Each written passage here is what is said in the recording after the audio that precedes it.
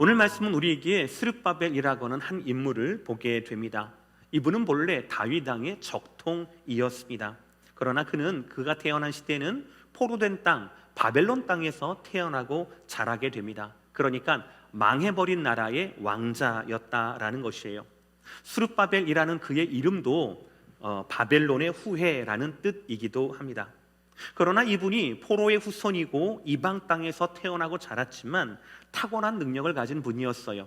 페르시아 즉 바사왕 고레스 왕이 그 능력을 눈여겨보았습니다. 그래서 인정을 하고 이분을 총독으로 세우게 됩니다. 그래서 예루살렘으로 유다 땅 총독으로 이분을 파송하게 돼요. 근데 이분이 왕에게만 인정을 받은 것이 아니라 그 당시 바벨론에 있었던 많은 분들에게도 인정을 받아서 무려 5만 명이나 이분과 더불어서 예루살렘으로 귀환을 하게 됩니다. 정말 이사야 선지자가 에레미야 선지자가 말씀했듯이 너희가 바벨론에서 70년이 지나면 다시 예루살렘으로 내가 돌아오게 하리라 라고 했던 첫 번째 지도자, 첫 번째 귀한 자들이 바로 이 스룹바벨과 5만 명의 인원이었습니다. 너무나 감격스러운 것은 이 스룹바벨과 5만 명의 인원들은요 먹고 살기 위해서 고향 땅으로 돌아온 것이 아니었습니다. 고레스 왕에게 받았던 미션이 있었는데요. 그 바로 뭐냐면 무너졌던 성전, 이 성전을 다시 재건하라라고 하는 거룩한 사명을 가지고 거룩한 발걸음, 신나는 발걸음으로 돌아왔던 것들이 바로 그들의 발걸음이었습니다. 여러분 한번 생각해 보세요. 얼마나 영광스럽고 기쁜 사명이며 복된 인생이었겠습니까? 그 제국, 온 세계라고 표현해도 좋죠. 당시 페르시아 제국은요 그 제국의 황제에게 유대의 총독이라는 인정을 받았습니다. 내 타이틀이 그거예요. 그리고 내 진짜 정체성은 다윗의 직계 후손이기도 합니다. 그리고 선지자가 이야기했던 70년 만의 귀환이 바로 내 손길을 통하여서 이루어지고 있습니다. 게다가 우리의 비전이 뭡니까? 사명이 뭡니까? 성전을 재건한다라는 것이에요.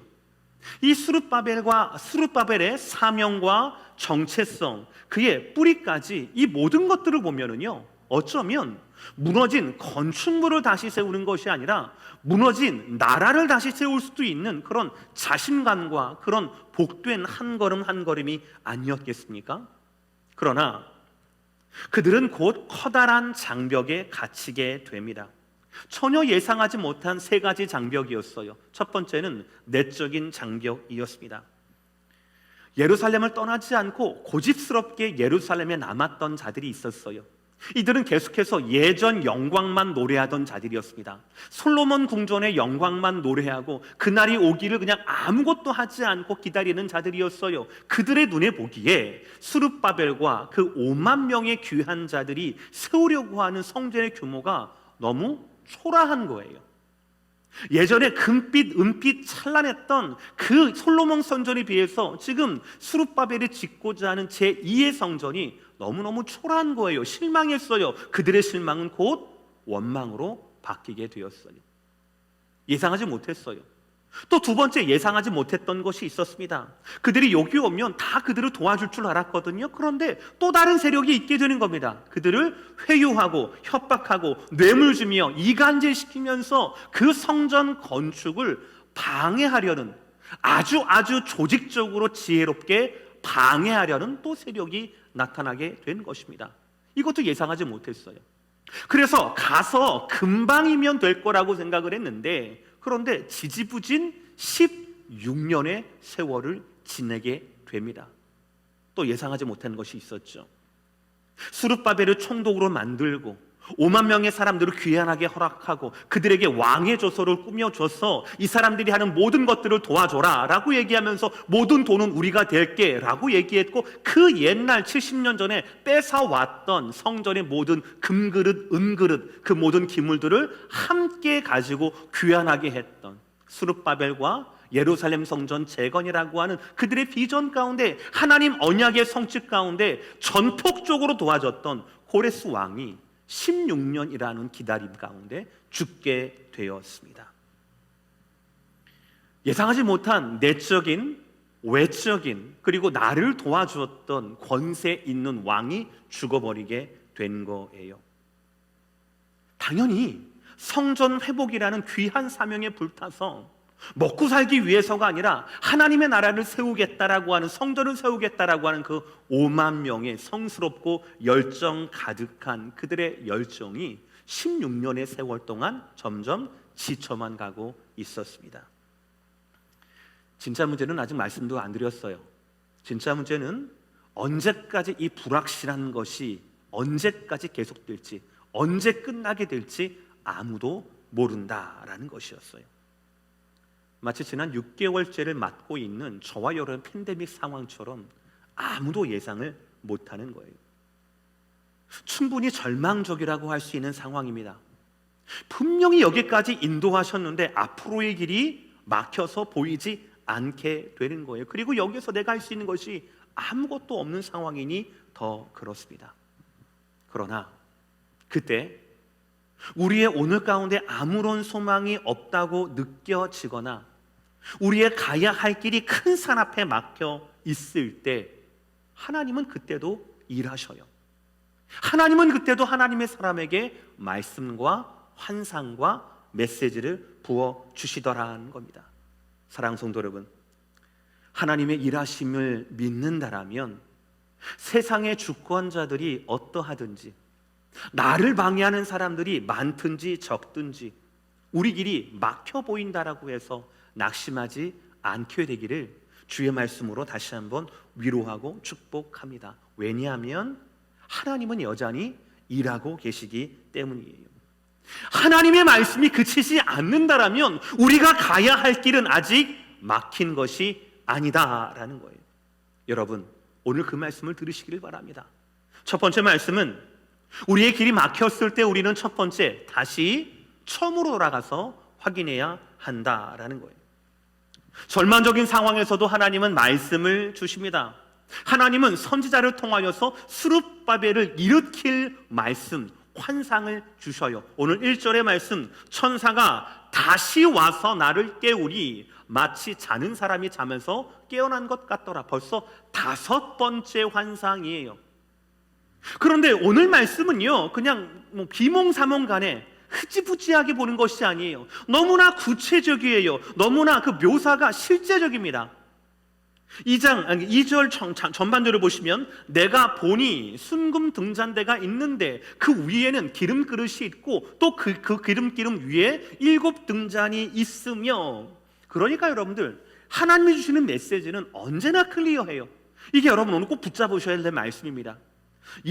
목에 걸면 목걸이, 코에 걸면 코걸이, 귀에 걸면 귀걸이, 이런 게 아니에요. 흐지부지한 게 아닙니다. 확실한 이미지의 환상이라고요.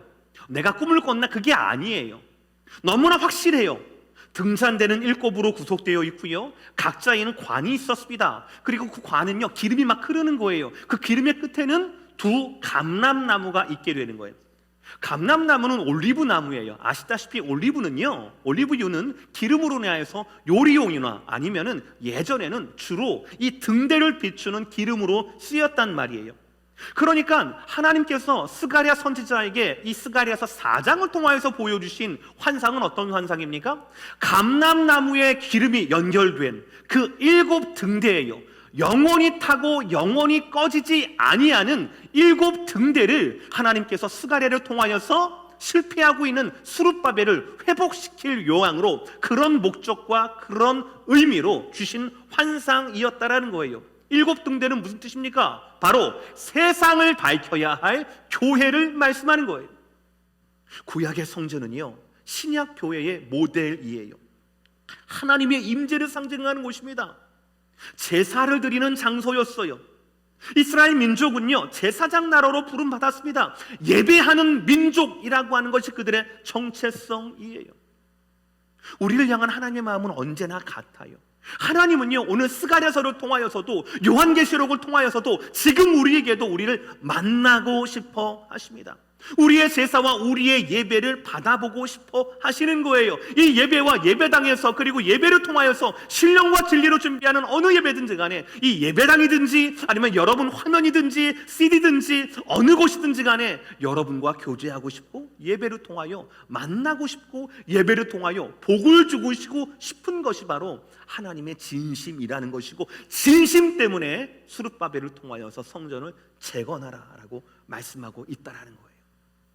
그러므로 사랑하는 성도 여러분, 우리의 글이 끊겼다라고 얘기할 때, 그렇게 느껴질 때, 옴짝달싹 못하고 아무 소망이 없는 것처럼 보일 때, 우리는요 다시 한번 하나님의 그 첫 마음, 나에게 왜 이런 사명을 주셨는가 라고 하는 하나님의 그 첫 마음으로 돌아갈 줄 알아야 돼요.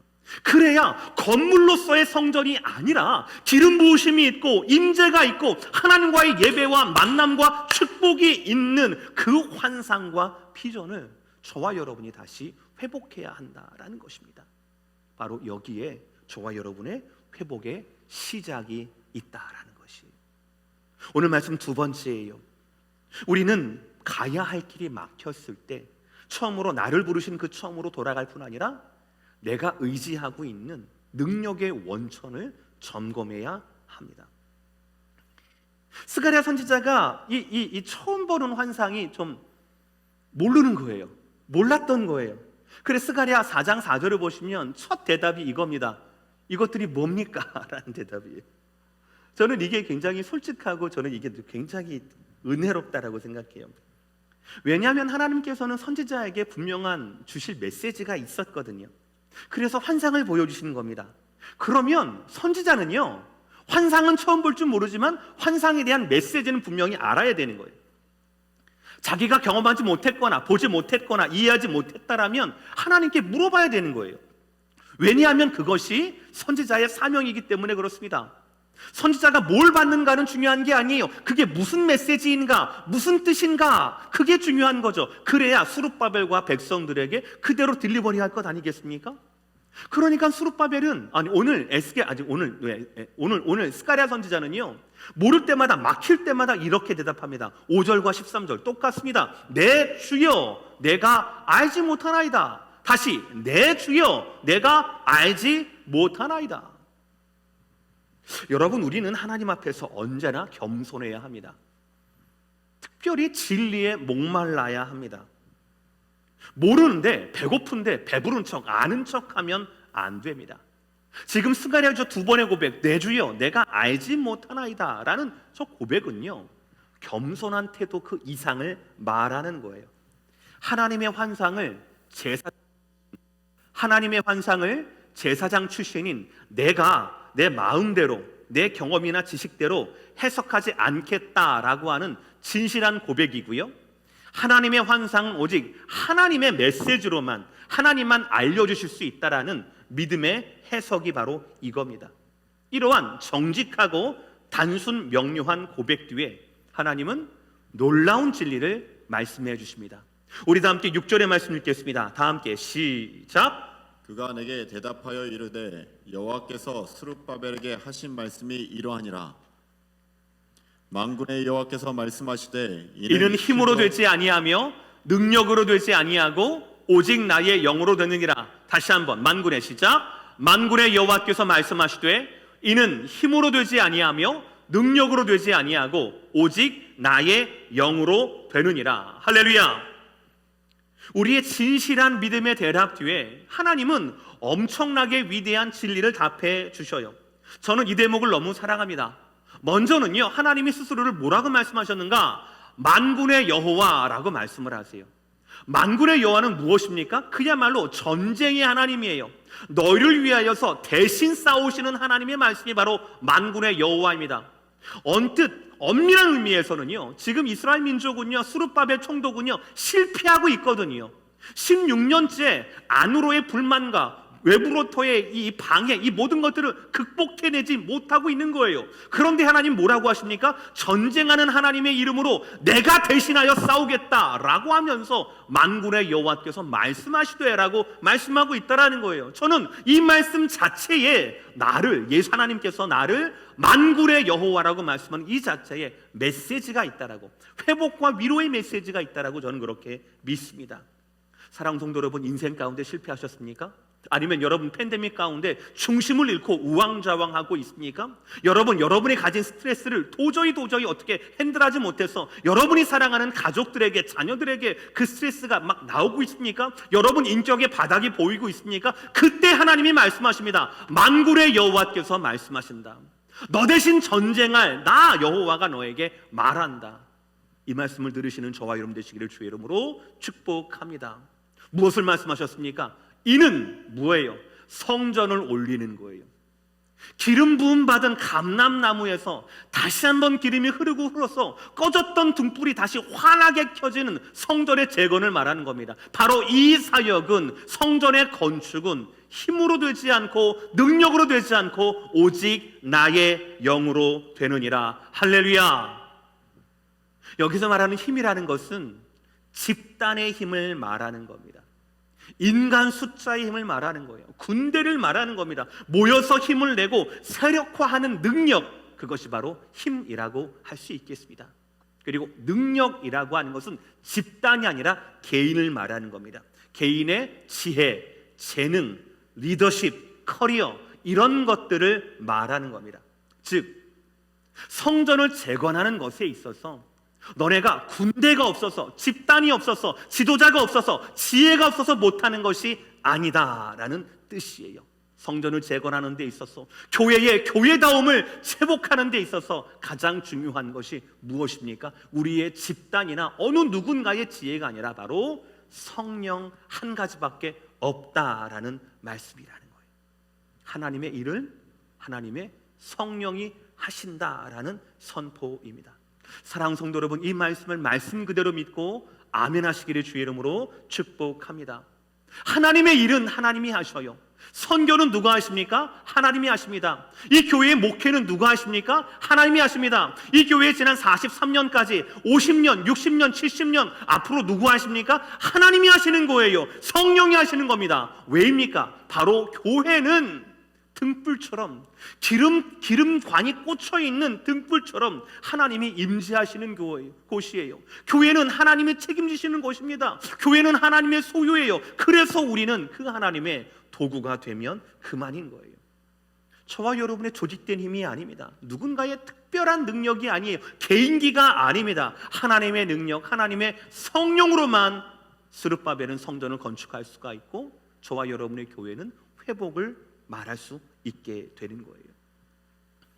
그러나 여러분, 말씀을 들을 때 꼭 더불어 들어야 할 말씀이 있습니다. 자칫 오해하기 쉽거든요. 힘도 아니고 능력도 아니고 오직 성령이구나. 그러니까 미래에 대해서 준비할 필요도 없고 하기 싫은 공부 안 해도 되고 그냥 맹목적으로 기도만 하면 되는 것이구나. 아니에요. 여러분, 오늘 스가랴를 향한 이 말씀은 누구에게 들려주라고 하신 말씀이었습니까? 바로 스룹바벨이었어요. 여러분, 스룹바벨이 아무 힘도 없는 사람이었습니까? 아무 능력도 없는 사람이었습니까? 그냥 입 벌리고 하나님이 해주세요, 난 기다리겠습니다라는 사람이었습니까? 그렇지 않아요. 말씀드린 대로 그는 이방 땅에서 포로의 신분으로 태어난 사람이에요. 망한 나라의 왕자였습니다. 그러나 그는 인정받았어요. 왕에게 인정받았고 백성에게 인정받았던 사람이에요. 중요한 것. 그러나 그는 이 인정받은 것, 왕에게 인정받고 백성에게 인정받았던 것을 자기를 위해서 사용하지 않고 하나님 나라의 회복을 위하여서, 성전 재건을 위해서, 한 번도 해보지 못했던 하나님 비전의 실현을 위해서 했던 사람이 바로 이 스룹바벨이라는 사람이에요. 그야말로 성령의 사람 아니겠습니까? 하나님의 신에 충만한 사람, 그 신으로 말미암아 자기의 인생을 걸었던 사람이 바로 이 스룹바벨 아니겠냐고요. 여러분, 스룹바벨은 능력을 검증받은 사람이었어요. 조직된 힘도 있었어요. 그러나 스룹바벨은 그것을 의지하지 않았습니다. 그가 끝까지 의지한 것은 하나님의 영, 성령이었어요. 그래서 지치고 지치는 16년의 기간이 지나고 난 후에 4년 만에 성전을 완공하게 되는 그런 성령의 사람이 바로 오늘 소개하는 스룹바벨이었다는 겁니다. 가야 할 길이 막혔을 때 분명히 하나님의 뜻이 있음에도 불구하고 여러 상황 때문에 우리가 지쳐 있을 때 우리는 점검해 봐야 합니다. 내가 지금 의지하고 있는 것이 무엇인지를 겸손하게 살펴야 할 것입니다. 오늘 스가랴 선지자처럼 모르면요, 모른다고 고백해야 합니다. 그러면 하나님은 깨닫게 해주세요. 정말 클리어하게 깨닫게 해주세요. 힘도 아니고 능력도 아니고 오직 나 성령으로 말미암아 될 것이다 라고 감동하실 겁니다. 그러면 그 확실한 메시지가 우리 영혼 가운데 심겨지면은요, 놀라운 일이 생깁니다. 바로 성령 하나님을 보여주시는 거예요. 내 앞을 가로막았던 절망이 만군의 여호와의 발 앞에 무너지게 되는 것이고, 길이 없던 곳에 길이 생기게 되는 그 멋진 광경으로 성령의 영이 저와 여러분을 인도하신다라는 것입니다. 오늘 마지막 말씀입니다. 세 번째 3대지 우리 다 함께 따라 읽겠습니다. 시작. 하나님의 길은 하나님의 시선으로 봐야 합니다. 아멘. 스룹바벨을 대적했던 자들은 굉장히 조직적이었어요. 지혜로웠습니다. 첫 번째 방해 땐 비슬람 미드르닷 다부엘과 그 동료들이 주조를 했어요. 그들은 바사왕 아닥사스다 왕에게 뇌물 먹인 사람을 보냅니다. 그리고 이렇게 이간질을 시켜요. 자, 지금 스룹바벨 이 사람이 총독이 성전을 짓게 된다라면, 성전을 완공하게 된다라면 백성들한테 인정을 받았던 이 사람이 당신에게 더 이상 세금을 내지 아니할 것입니다. 이간질을 시켜요. 그래서 아닥사스다 왕은 금지를 시킨 거예요. 그래서 16년을 못했던 겁니다. 두 번째 방해는 16년 뒤에도 있었어요. 그때는 다뜨네 그리고 스달보스네 등 그 동료들이 조직적으로 방해했어요. 그들은 또 다른 왕 바사왕 다리오에게 사람을 보냅니다. 그리고 예루살렘 성전 재건이 16년 전에 너네들이 고레스 왕이 도장을 찍어줬다라고 하는데 그 근거가 있느냐, 서류 작업 어떻게 되느냐라고 캐물으면서 굉장히 귀찮게 했어요. 교회를 반대하고 하나님 비전을 반대하는 그 세상, 그들은 굉장히 조직적이고 악랄하고 똑똑해요. 언제 어디서 누구를 어떻게 이간질시키면 뭘 하게 되면 하나님의 성전을 멈추게 할 수 있을지, 그 비전을 고꾸라뜨릴 수 있을지 너무나 잘 알고 그렇게 행동을 합니다. 이러한 그들, 방해자들, 그들의 힘과 능력은 우리에게 있어서 마치 큰 산처럼 보일 때도 있습니다. 영원히 내 앞에 자리하면서 나를 방해하면서 절대로 꿈쩍하지 않을 것 같은, 그 차라리 내가 그냥 비전을 포기하든지 아니면 좀 다른 길을 좀 알아봐야 할 것도 같은 내 길을 가로막는 큰 산같이 보인다라는 것이에요. 그러나 만군의 하나님, 우리에게 성령의 능력을 주시는 하나님은 그 산을 향하여 뭐라고 말씀합니까? 우리 7절의 말씀 빨간색 글씨 다 함께 시작. 큰 산아 내가 무엇이냐? 큰 산아 내가 무엇이냐? 무슨 말이에요? 너 아무것도 아니라는 거예요.